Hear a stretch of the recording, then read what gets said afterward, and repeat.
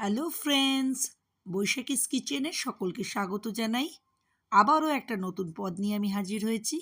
আজকে আমি যেই পদটি বানাবো সেটা হলো মটর পনির।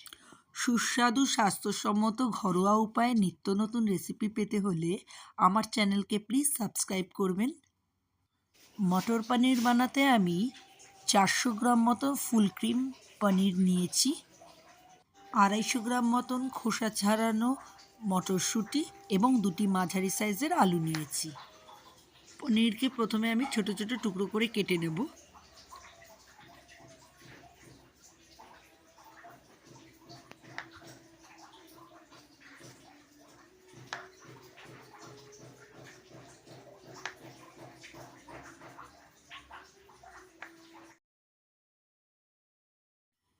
এর মধ্যে আমি সামান্য নুন ছড়িয়ে দেবো।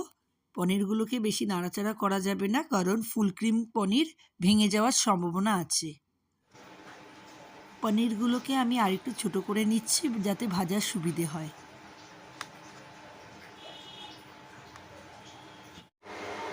আড়াইশো গ্রাম কড়াইশুঁটিকে এবার আমি একটু সিদ্ধ করে নেব।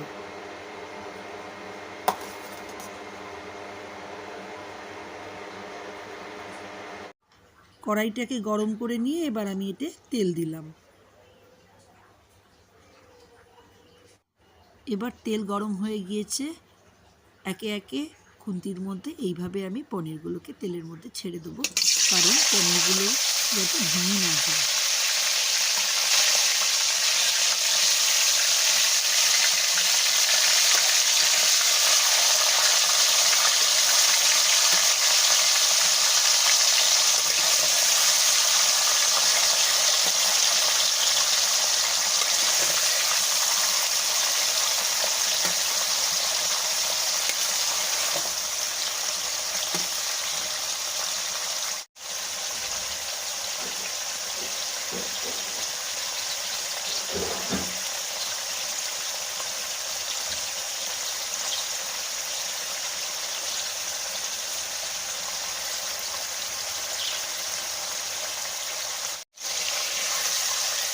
হালকা করে আমি পনিরটাকে ভেজে নেব। পনির ভাজার সময় আঁচটা একটু কমিয়ে নেবেন যাতে পুড়ে না যায়। এবার ভাজা হয়ে গিয়েছে, পনিরগুলোকে এবার তুলে নেব। এর মধ্যে আমি 2টো মাঝারি সাইজের যে আলু নিয়েছিলাম সেটা টুকরো করে কেটে এইভাবে আমি একটু ভেজে নেব। যাদের আলু খাওয়া বারণ তারা আলু দেবেন না, আমি তো আলু খেতে ভালোবাসি তাই আলু দিয়েছি। এই একই তেলে আমি মশলাটা দিয়ে দেবো। মশলার জন্যে আমি নিয়েছি 2টো মাঝারি সাইজের পেঁয়াজ, 1/2 ইঞ্চি আদা এবং 4টে মতন শুকনো লঙ্কা। আপনারা যেমন ঝাল খান সেই অনুযায়ী লঙ্কা নেবেন। এবারে আমি এই মশলার মধ্যে 2 টুকরো টমেটো দিয়ে দিলাম। আঁচ কমিয়ে নিয়ে এইভাবেই মশলাটাকে নাড়তে হবে এবং এই যে টমেটো দেওয়া হয়েছে, টমেটোর মধ্যে যে রসটা থাকে সেটা যাতে পুরো মাত্রায় শুকিয়ে যায় সেটা দেখতে হবে। এই মশলার পাকের উপরেই নির্ভর করছে রান্না কেমন হবে। এবার আমি এর মধ্যে নুন ও হলুদ দেব। আলু ও পনিরে আমার আগে থেকেই নুন মাখানো ছিল, তাই বুঝে আমাকে নুন দিতে হবে।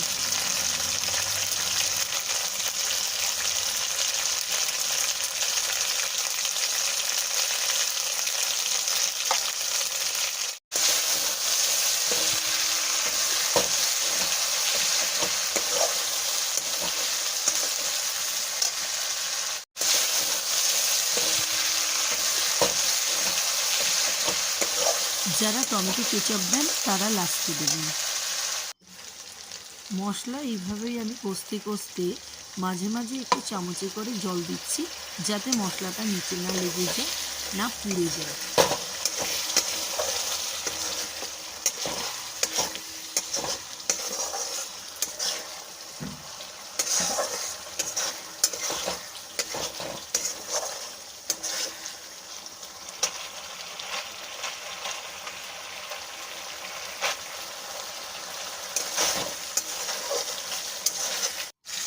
এবার আমি 3 চামচ জিরে গুঁড়ো জলে গুলিয়ে দিয়ে দেবো।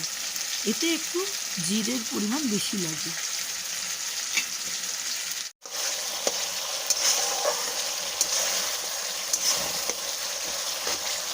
এবার মশলাটা প্রায় হয়ে গিয়েছে, মশলা থেকে তেল ছেড়ে গেছে। এবার আমি ভেজে রাখা আলুগুলোকে দিয়ে দিলাম। ভালো করে এবার মশলার মধ্যে এটা মিশিয়ে নিতে হবে। তারপরে যে কড়াইশুঁটিগুলো আমি ভাপিয়ে নিয়েছিলাম সেটাকে আমি দিয়ে দেবো।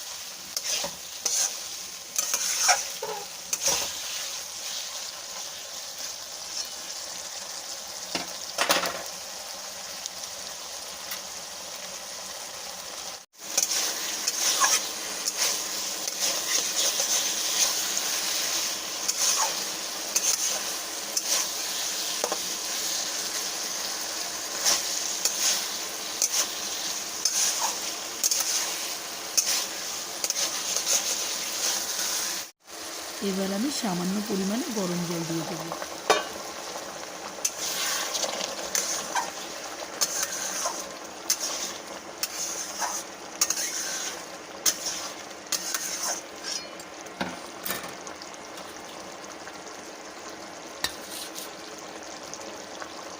এবার আমি পনিরগুলোকে দিয়ে দেবো।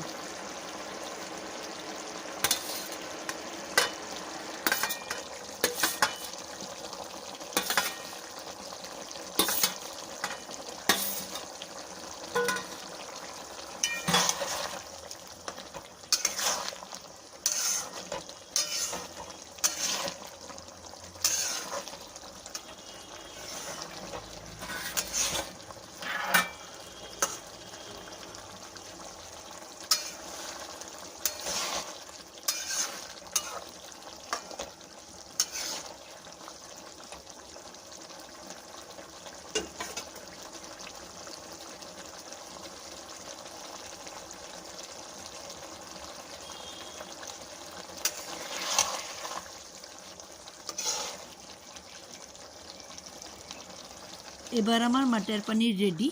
এটা আপনারা লুচি, পরোটা বা ভাতের সঙ্গে পরিবেশন করতে পারেন।